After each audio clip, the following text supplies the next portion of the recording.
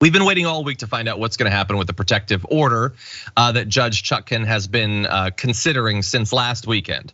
And there's been all this back and forth. And finally today we have the actual hearing.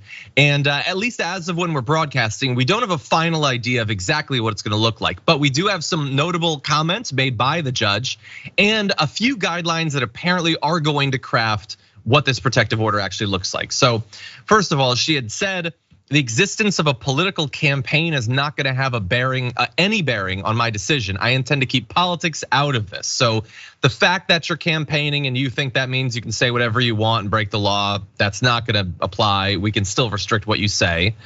She said that he does have free speech rights, but his campaign will have to, quote, yield to the orderly administration of justice.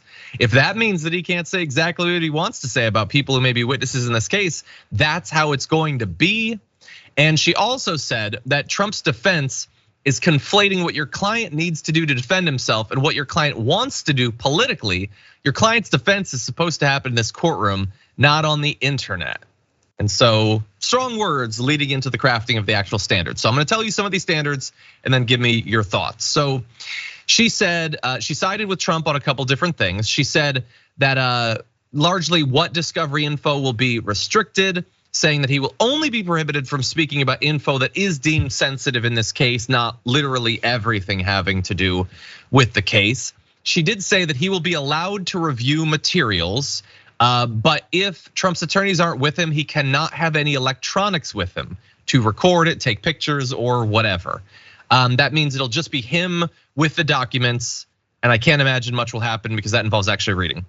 Anyway, she also reiterated that his attorneys must review any notes he takes, implying that he's capable of writing, to ensure that it doesn't contain any personally identifiable information about witnesses. And that also implies that she doesn't think he'll remember the details. Only if he writes it down does he have a chance in hell of actually remembering the details. Anyway, she also rejected a Trump proposal that would let him release info if it otherwise becomes public.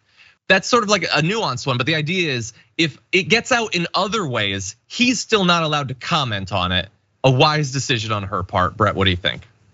I love it. My favorite part is the stuff about like him taking notes, because there's two possible, I know that he can write, because I've seen his like stupid scribbled notes before he takes to the lectern being like, did nothing wrong, perfect call.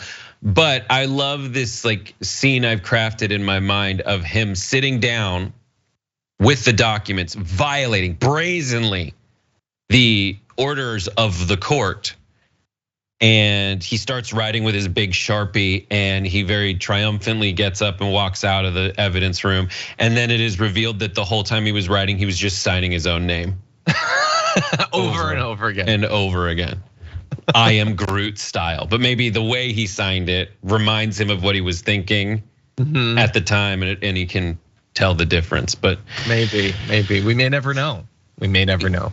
Yeah. Anyway, okay. Well, that I think has caught us up enough on all of that. And again, you won't have to wait. These developments are coming fast. Indictments out of Fulton County expected next week. We got the debate coming soon, and then we're off into the trials, perhaps in just a few months. For more political news, breakdowns, interviews, stories of activism, and me trying my hardest to care about the occasional big celebrity news story, subscribe to our YouTube channel at youtube.com/thedamagereport.